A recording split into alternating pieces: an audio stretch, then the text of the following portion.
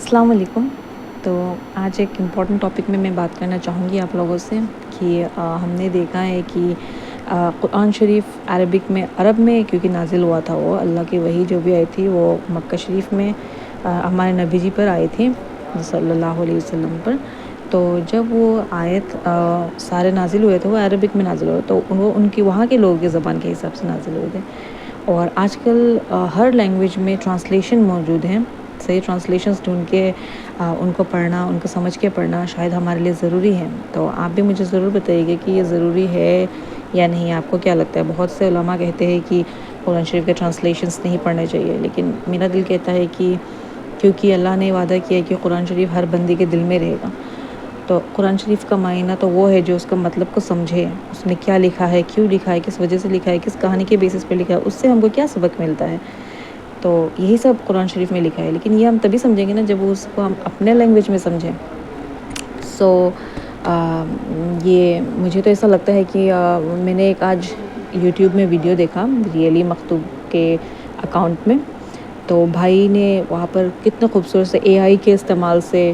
ایک ایک سورہ کو سمجھایا ہے۔ ابھی دھیرے دھیرے وہ اپلوڈس کر رہے، تو میں نے القریش کا دیکھا،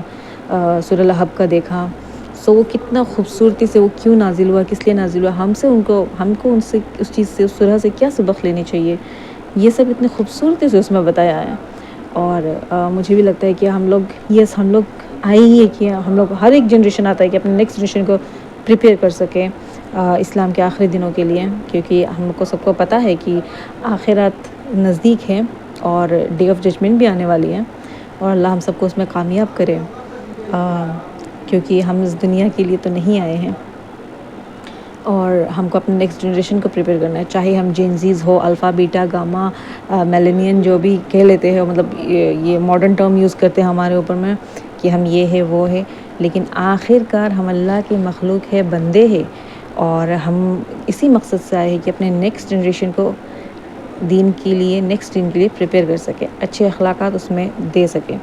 جو ہم نے اپنے آباء و اجداد سے پائی ہے، اپنے ڈسینڈنٹ سے پائی ہے، تو ان کو ہم نیکسٹ جنریشن تک پہنچا سکے۔ قرآن شریف دل میں رہنے کا مطلب میرے خیال میں شاید یہی ہے کہ اس کا معنی، اس کا ترجمہ ہم سب کو سمجھ میں آئے، اور اس کی گہرائی ہم جان نہیں سکیں گے، کیونکہ قرآن شریف کے ایک ایک حرف میں بہت گہرائی ہے، لیکن جو ہم لوگ اوپر سے جو کہانی جانتے ہیں، کیوں آیا، کس لیے آیا، اس پر ہم نے کیا سبق پایا، ایٹ لیسٹ یہ تو ہم جان ہی سکتے۔ تو کوشش کیجئے کہ اپنے آپ کو اور اپنے بچے کو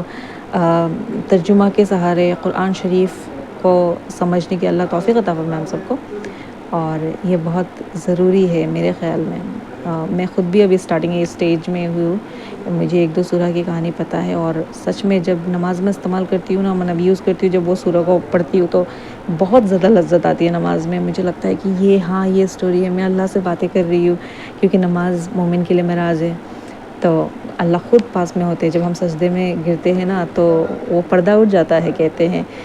تو دیکھیے، کوشش کیجئے کہ اپنے نیکسٹ جنریشن کو پریپیئر کر سکے، چھوڑ دیجئے یہ الفا بیٹا گاما میلینین جو بھی ہے وہ سب کو چھوڑ دیجئے۔ ہم لوگ بھائی اس سب چیز کے لیے نہیں آئے، ہم آئے ہیں اپنے نیکسٹ جنریشن کو ایک اچھی تربیت دے سکے، اور ہمارے ممی پاپا بھی اس دنیا میں اس لیے تھے کہ وہ اپنے نیکسٹ جنریشن کو اچھی تربیت دے سکے۔ کہاں ہم دنیا کے ماڈرنائزیشن میں پڑ گئے ہیں۔ کل ہی یہاں پر میری ایک ریلیٹیو دور کی ہے، ان کا انتقال ہو گیا، تو ان کو بہت کارسینوما تھا، تو وہ لاسٹ نومبر کو انہوں نے RCC میں نے اچھا سا گھر بنایا تھا، اچھے سے اس میں چھت وت دے کے خوبصورت سے، اور دیکھیے یہ نومبر بھی نہیں آ پایا، وہ 1 سال بھی کمپلیٹ نہیں کر پائی اپنے نئے گھر میں، لیکن وہ اپنے حقیقی گھر پہ چلی گئی۔ تو اللہ ان کی مغفرت کرے، ان کو بہشت نصیب فرمائے، اور اللہ ان سے راضی ہو۔ اور دیکھیے زندگی کا بھروسہ ہے نہیں، وہ بھی بہت جوان تھی جو گزری ہے، اور ان کے بچے جسٹ ابھی 11-12 انہوں نے کلیئر کیا ہے، ان کی شادی بھی نہیں ہوئی ہے، ابھی لائف باقی ہے آگے بہت لمبی۔ تو آج کل کے لوگوں کا حیات کا بھی کوئی بھروسہ نہیں ہے، تو پلیز کوشش کیجئے کہ ہم لوگ اپنا آپ کو آخرات کے لیے تھوڑا تھوڑا پریپیئر کر سکیں، کہ ہم دوسروں کو دیکھ کے کہتے ہیں نا کہ اوہ یہ تو اس وقت مر گیا، اتنی جلدی مر گیا، چلا گیا، یہ سب چیز کا سلیوشن نہیں ہے۔ وہ تو جائیں گے ہی، ہم کل بھی جا سکتے ہیں، پرسوں بھی جا سکتے ہیں، لیکن یہ کہ ہم تھوڑا تھوڑا، جیسے بوند بوند سے ساگر بڑھتا ہے، جیسے ہم لوگ کیوں ایگزامینیشن کے لیے پریپریشن کرتے ہیں نا، یہ کمپٹیٹیو ایگزامینیشن کے لیے، کہ ہم لوگ تھوڑا تھوڑا کر کے کنسسٹنسی رکھتے ہیں، اس پر کنسسٹنسی رکھ کے اس کو پڑھتے ہیں. جو کہتے ہیں زیادہ تر جنہوں نے بھی پاس کیا ہے، پاس آؤٹ ہوئے ہیں، وہ لوگ سب یہی کہتے ہیں کہ کنسسٹنسی ضروری ہے آپ کا ٹارگیٹ کو اچیو کرنے کے لیے. سو اسی طرح سے مجھے لگتا ہے کہ اصلی ٹارگیٹ کو اچیو کرنے کے لیے جو جنت ہے ہمارا ٹارگیٹ، جو آخرت کا ڈے آف ججمنٹ ہے کہ ہم اللہ کے سامنے کامیاب ہو، تو اس کے لیے بھی ضروری ہے کہ ہم کنسسٹنسی رکھیں، تھوڑا تھوڑا تھوڑا تھوڑا. کتنے بڑے بڑے لوگ حافظ قرآن ہیں، تسبیحات ہزاروں ہزار جانتے ہیں. سچ میں مجھے بھی اتنا نہیں پتہ، لیکن جو تھوڑا بہت ہم نے الحمدللہ سیکھا ہے زندگی میں، سبحان اللہ پڑھنا، الحمدللہ پڑھنا، لا الہ الا اللہ پڑھنا، ختم یونس پڑھنا، جو چھوٹے چھوٹے سورہ ہم جانتے ہیں، وہی ہم اگر ایک بھی رسی اللہ کی پکڑ لینا تو شاید ہم پار لگ سکتے ہیں. اور اپنے اخلاق کے اوپر بہت دھیان دیجیے. بہت سے لوگ ہیں جو رات کے تہجد نہیں چھوڑتے اور ان کی زبان سے لوگوں کے دل چھنی ہو جایا کرتے ہیں. تو اخلاق بھی بہت امپورٹنٹ چیز ہے، یاد رکھیے گا. تو میری باتیں آپ کو اگر اچھی لگی ہے تو پلیز میرے چینل کو لائک سبسکرائب ضرور کیجیے گا، چاہے تو آپ شیئر بھی کیجیے. اور السلام علیکم. اللہ